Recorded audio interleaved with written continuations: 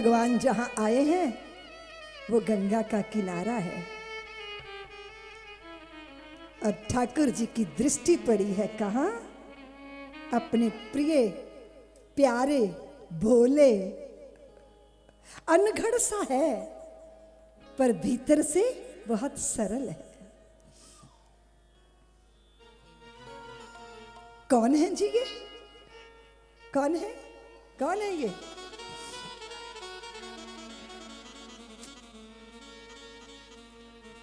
हमारे भारत में बहुत सारे लोग गीत गाते हैं, वो भगवान के चरणों में बैठकर केवट कह रहा है, प्रभु आप आए हो पर आपकी कीर्ति आपसे पहले आ गई। मैं जानता हूं आपकी महिमा।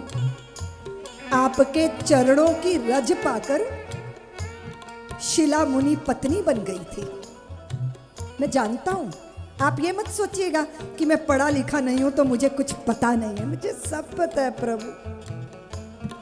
तरनियों मुनि घरनी होई जाई, बाट पर ही मोरी नाव उड़ाई।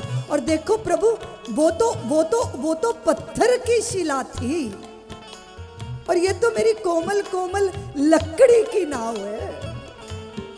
लखन बोले, केवट भैया ये बताओ कि भगवान ने वो करामात की, कौतुक किया, तो पूरे समय थोड़ी प्रभु जादूगरी करते घूम रहे हैं। दुनिया भर के पत्थरों पे चलकर आए हैं प्रभु, तो तुम डरो मत। तो केवट ने कहा कि मैं जानता हूं कि सारे पत्थर प्रभु की चरण रज से नारी नहीं बनते, पर जिसकी ओर प्रभु इशारा करके पूछ लेते हैं कि ये कौन है। हाँ, पूछा था ना गुरुदेव से अहल्या के बारे में।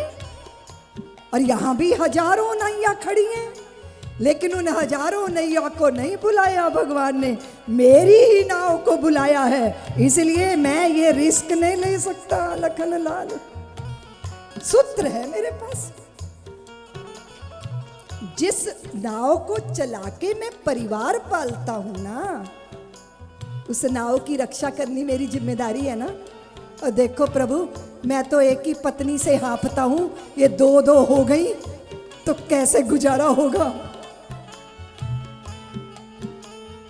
इसलिए प्रभु, अगर आप पार जाना चाहते हो तो फिर आपको मेरी शर्त माननी पड़ेगी।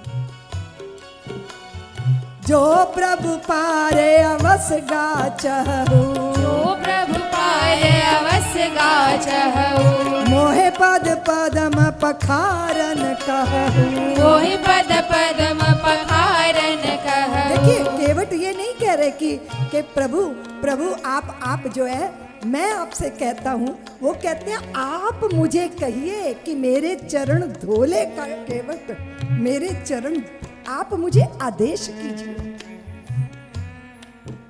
और फिर प्रभु आप सोच रहे होंगे, मैं देख रहा हूं आपके वस्त्रों में कोई जेब नहीं, कोई पॉकेट नहीं है ना, कुछ है नहीं है आपके पास। सोच रहे होंगे आपकी मैं उतराई मांगूंगा।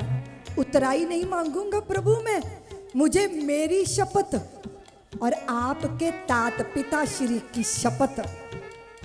लखन कहते हैं, देखो भैया ये तो हमारे पिताजी तक जा रहा है। तो केवट ने कहा, लखन भैया तुम क्यों फमक रहे हो? गुस्सा आ गया ना आपको? तीर निकालोगे ना आप मुझे मारने के लिए? डरता नहीं हूं। जिस मरने थे जग डरे, मेरे मन आनंद, मरने ही तो पाइए पूर्ण परमानंद। लोग कहते हैं कि राम नाम लेके मरना चाहिए, मैं तो राम जी के सम्मुख मरूंगा। लोग कहते हैं मरते समय मुंह में गंगा जल डालना चाहिए। आपने तीर मारा नहीं कि मैं गंगा जी में कूद जाऊंगा, और जब तक शरीर नहीं छूटेगा गंगा जल पीता रहूंगा, उद्धार हो जाएगा ना मेरा। इसलिए मैं मरने से नहीं डर रहा।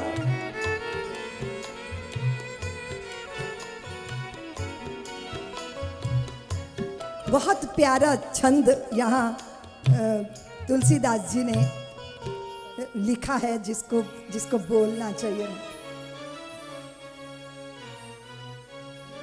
पद कमल धोई चढ़ाई नावना नाथ उतराई चहों पद मोहे राम रायुरयान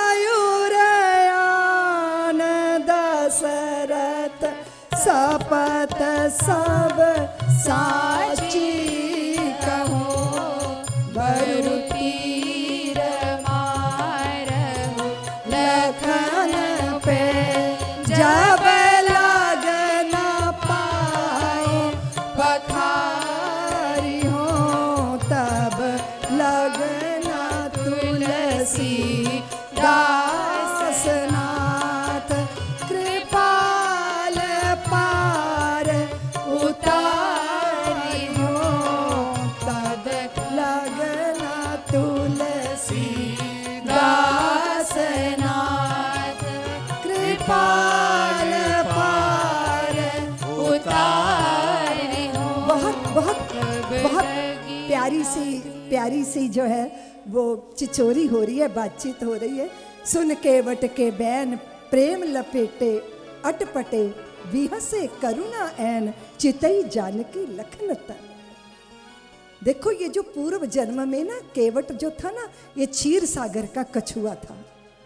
और भगवान के चरण छूने के लिए पास आया तो लक्ष्मी ने इशारा किया, शेष ने ऐसा फन पटकाया ये दूर जाके गिरे और कछुए के छूट गए प्राण पखेरु और शरीर छूटा। और ये वही कछुआ अब केवट बन के अब सामने लक्ष्मी के रूप में, सीता के रूप में लक्ष्मी जी हैं और लखन के रूप में शेष है। लेकिन दोनों कुछ बिगाड़ नहीं सकेंगे। अब चरण भी छूंगा, चरण भी धोऊंगा, चरणामृत भी पीऊंगा। इसलिए भगवान मुस्कुरा के देख रहे हैं। क्यों देखा उन्होंने? पूर्व जन्म की सुधि आ गई। फिर भगवान सहज होके बोले, कृपा सिंधु बोले मुस्काई, सोई करो जेही तब नाव न जाई। जो तेरी नाव बच जाए ना वो कर लो।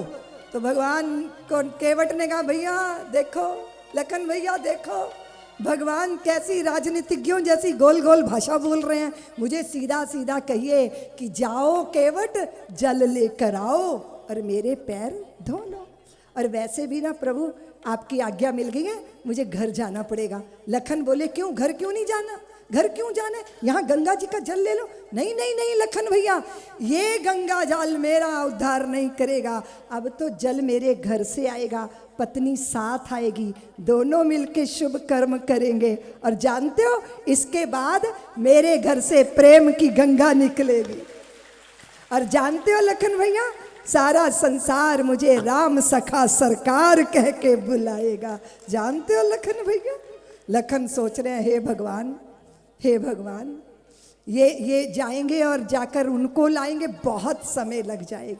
क्रोध आया। देखो लखन भैया, क्रोध मत करना, रोष मत करना, उचित नहीं है। हा? मैंने कहा था कि आपका बाण चलेगा, मेरी ही लीला समाप्त होगी, मेरी पत्नी रोते रोते आएगी, वो दुखी होगी। और प्रभु तो करुणावान है, मेरी पत्नी की दुर्दशा देख के वो द्रवित हो जाएंगे, फिर मेरी अंत्येष्टि करेंगे। और जब मेरी अंत्येष्टि करेंगे तो फिर मेरी 13वीं भी तो प्रभु को करनी पड़ेगी।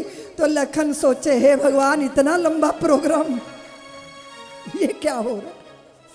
जासु नाम सुमी रत एक बारा, जासु नाम सुमे रत एक बारा, उतराई नार भव सिंधु अपारा। जासु नाम सुमे रत एक बारा,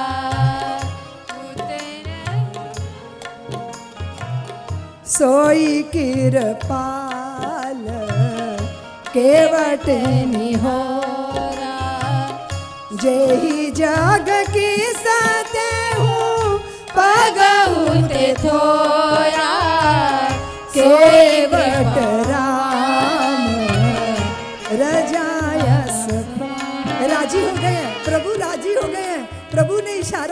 दिया। उन्होंने कह दिया कि हाँ केवट मेरे चरण धो ले, और मस्त पुकारता हुआ पत्नी को, चलो चलो चलो, कहाँ है वो पानी, पानी पानी कहाँ है, वो लकड़ी का कठौता कहाँ है, प्रभु के चरणों को धोना है। पत्नी बोली, पागल हो गए हो, भगवान के चरण तो सोने चांदी के बर्तनों में धोए जाते हैं। और केवट ने कहा, तेरी बुद्धि पे पत्थर पड़ गए, सोना चांदी हमारे घर में नहीं है, लकड़ी का कठौता, इसी में चरण धोएंगे, और लकड़ी चरणामृत पी जाएगी, और बाद में उसी कठौते में आटा गूंद गूंद के रोज रोटी बना के खाएंगे, और रोज चरणामृत पान का आनंद लूटेंगे। सब्सक्राइब करें साध्वी ऋतंभरा जी के YouTube चैनल को, और हमारी वीडियोस को सबसे पहले देखने के लिए बेल आइकन को दबाना ना भूलें।